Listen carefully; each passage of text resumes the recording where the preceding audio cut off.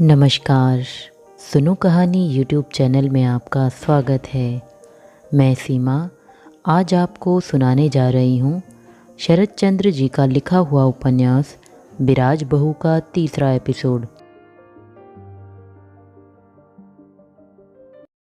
दिन ढल चला था। बिराज अपने कमरे के ठंडे और चिकने सीमेंट पर पड़ी हुई अपनी छाती के नीचे एक तकिया दबाए तन्मय होकर मामा मामी को 4 पन्नों का लंबा पत्र लिख रही थी कि कैसे शीतला माँ की कृपा से गांव में उसी का एक घर मृत्यु से बच गया है और किस तरह उसके माथे का सिंदूर और हाथ की चूड़ियाँ बच गई हैं। बार बार लिखने पर भी यह कहानी ख़त्म न होती थी। ऐसे ही समय खाट पर से पुकारकर नीलांबर ने कहा, मेरी एक बात मानोगी बिराज? बिराज ने दवात में ही कलम छोड़ दी और मुंह उठाकर पूछा, क्या बात है? मानो तो कहूँ, बिराज ने कहा। मानने लायक होगी तो मानूंगी, बोलो क्या बात है? नीलांबर ने क्षण भर सोचने के बाद कहा, कहने से कोई लाभ नहीं बिराज, तुम मेरी बात न मान सकोगी। बिराज ने फिर कुछ नहीं पूछा।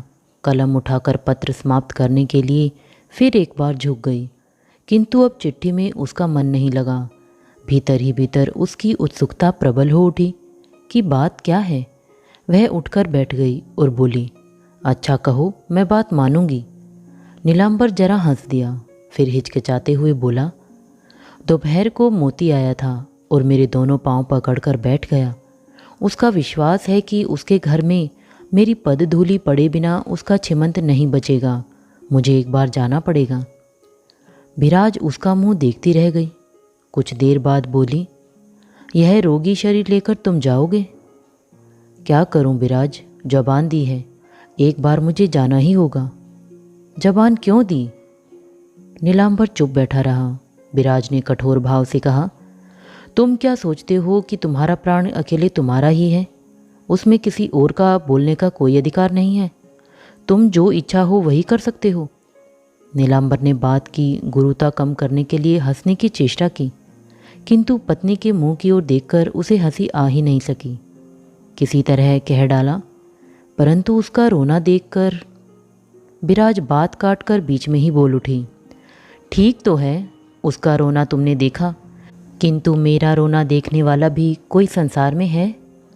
फिर 4 पन्ने की उस चिट्ठी की चिंदी चिंदी करते हुए बोली, ओह, पुरुष को क्या 4 दिन रात बिना खाए पिए, बिना आंखें झपकाए काट दी, उसी का हाथों हाथ बदला चुका रहे हैं।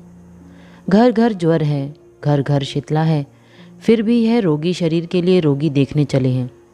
अच्छा जाओ, मेरे तो भगवान हैं। इतना कहकर छाती के नीचे तकिया दबाकर पट पड़ रही। नीलांबर के होंठों पर एक बड़ी सूक्ष्म, बड़ी हल्की मुस्कान फूट पड़ी। धीरे धीरे बोला, वह भरोसा क्या तुझे है बिराज, जो बात बात में भगवान की दुहाई देती है? बिराज चट से उठकर क्रोध भरे स्वर में बोली, नहीं, भगवान पर भरोसा केवल तुम्हें है, हमें क्या होगा? हम कीर्तन नहीं करती, तुलसी की माला नहीं पहनती, मुर्दे जलाने नहीं जाती, इसी से केवल तुम्हें यह भरोसा है, हम लोगों को नहीं है। उसका गुस्सा देखकर नीलांबर हंस पड़ा। बोला, क्रोध न करो बिराज, सचमुच ऐसा है।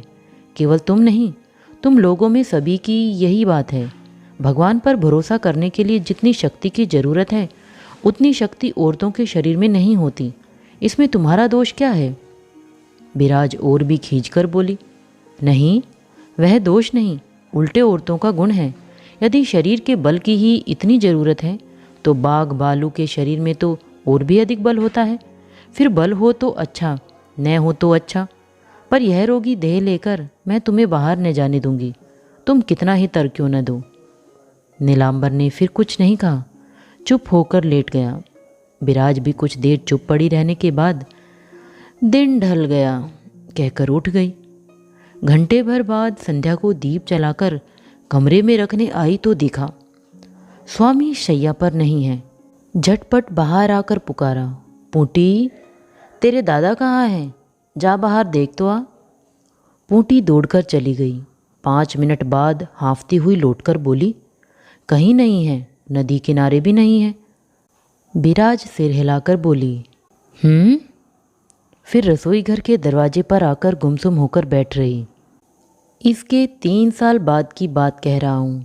2 महीने पहले हरिमती ससुराल गई है और छोटे भाई पीताम्बर ने एक ही घर में रहते हुए भी खाने पीने की व्यवस्था अलग कर ली है। बाहर चंडी मंडप के बरामदे में संध्या की छाया साफ साफ दिखाई पड़ने लगी है। वहीं टूटी हुई खाट पर नीलांबर चुप बैठा है। विराज चुपचाप आकर पास खड़ी हो गई। नीलांबर ने उसकी ओर देखकर कहा, अरे तुम एकाएक बाहर कैसे? विराज एक ओर बैठकर बोली, एक बात पूछने आई हूँ। क्या है? विराज बोली, बता सकते हो कि क्या खाने से मृत्यु होती है? नीलांबर चुप बैठा रहा। विराज ने फिर कहा, कोई चीज़ हो तो बता दो न हो तो मुझसे खोलकर कहो कि तुम इस तरह रोज रोज क्यों सूखते जा रहे हो। कौन कहता है कि मैं सूखता जा रहा हूँ? कोई बताएगा तभी मैं मानूंगी। यह क्या सचमुच ही तुम्हारे मन की बात है? नीलांबर जरा हंसा, अपनी बात को संभाल कर बोला, नहीं जी, यह बात नहीं है। तुमसे बड़ी भूल हो जाती है न, इसी से पूछता हूँ कि किसी और ने तुमसे यह बात कही है या तुम अपने आप ऐसा समझ बैठी हो? विराज ने इस सवाल का जवाब देने की कोई ज़रूरत नहीं समझी। बोली, तुमसे कितना कहा कि मेरी पोंटी का ब्याह ऐसी जगह न करो, किंतु तुमने मेरी बात पर बिल्कुल ध्यान न दिया। जो कुछ नकद था वह चला ही गया। मेरे तन के सब गहने भी चले गए। यदु मॉडल के लिए ज़मीन गिरवी रख दी, 2 बगीचे बिक गए। उस पर 2 साल से बराबर अकाल पड़ रहा है। अब मुझे बताओ कि हर महीने दामाद की पढ़ाई का खर्च कैसे जुटा सकोगे? जरा भी विलंब होने पर पोंटी को खरी खोटी सुननी पड़ेगी। वह हमारी अभिमानी लड़की है, किसी तरह तुम्हारी निंदा न सुन सकेगी। अंत में क्या से क्या हो जाए इसे भगवान ही जानते हैं। भला तुमने ऐसा काम क्यों किया? नीलांबर मौन बैठा रहा। विराज बोली, इसके अलावा पोंटी की भलाई करने के विचार से दिन रात चिंता में घुलकर तुम मेरा भी सर्वनाश कर रहे हो। यह नहीं होने पाएगा। इससे अच्छा होगा कि तुम एक काम करो, 2-4 बीघे ज़मीन बेचकर 500-600 रुपये का इंतजाम कर लो और गले में कपड़ा डालकर दामाद के बाप से कहो कि महाशय, ये रुपये लेकर हमें रिहा कर दीजिए। हम गरीब आदमी हैं और न दे सकेंगे। इससे पोंटी के अदृष्ट में बुरा भला जो होना होगा हो। किंतु तब भी नीलांबर मौन ही बैठा रहा। विराज उसके मुख की ओर देखकर बोली, नहीं कह सकोगे? नीलांबर ने निश्वास लेकर कहा, कह सकता हूँ, किंतु विराज, यदि इस तरह सब कुछ बेच ही दूंगा तो हम लोगों का क्या होगा? विराज ने कहा, और क्या होगा? बंधक रखने और महाजन का सूद और गुस्सा सहन करने से तो यह अच्छा ही है। हमारे आगे पीछे कोई है नहीं जिसके लिए चिंता करें। हम कुल 2 प्राणी हैं, किसी तरह गुजर हो ही जाएगी। अगर किसी तरह न चलेगा तो तुम बोष्टम ठाकुर तो हो ही, न होगा तो मैं भी बोष्टमी हो जाऊंगी। दोनों काशी, वृंदावन इत्यादि तीर्थों में घूमते फिरेंगे। नीलांबर ने जरा हंसकर कहा, तू क्या करेगी? मजीरा बजाएगी? हाँ, बजाऊंगी। कुछ न कर सकूंगी तो तुम्हारी झोली तो ढो सकूंगी। तुम्हारे मुंह से कृष्ण नाम सुनकर पशु पक्षी स्थिर होकर खड़े रह जाते हैं। तब क्या हम 2 जनों के पेट भरने का उपाय भी नहीं होगा? चलो घर के अंदर चलो, अंधेरे में तुम्हारा मुंह नहीं देख पा रही हूँ। घर में आने के बाद विराज दीपक लाकर उसके प्रकाश में कुछ देर तक चुपचाप स्वामी के मुख की ओर देखती रही। फिर अपनी हंसी छिपाकर बोली, नहीं, हिम्मत नहीं होती। प्राण रहते ऐसे बोष्टम को 5 और बोष्टमियों के सामने बाहर नहीं भेज सकूंगी। उसकी अपेक्षा यहीं सूखकर मर जाना भी अच्छा होगा। नीलांबर हंस पड़ा। बोला, वहाँ केवल बोष्टमियाँ ही नहीं होती, बोष्टम भी होते हैं। विराज बोली, भले हों, 1 हों, 2 हों, 1000-1000, लाख-लाख हों। इतना कह दीपक को यथास्थान रखकर फिर लौट आई और स्वामी के पैताने बैठ गंभीर होकर बोली, अच्छा सुनो, संसार में सती और असती दोनों ही होती हैं। ऐसती लड़की कभी आँख से देखी नहीं, यद्यपि मुझे देखने की बड़ी साध है। वे कैसी होती हैं? ठीक मेरी ही जैसी होती हैं या और तरह की? वे क्या करती हैं, क्या सोचती हैं, क्या खाती हैं, कैसे सोती हैं, यह सब देखने की इच्छा मुझे होती है। अच्छा, तुमने देखा है?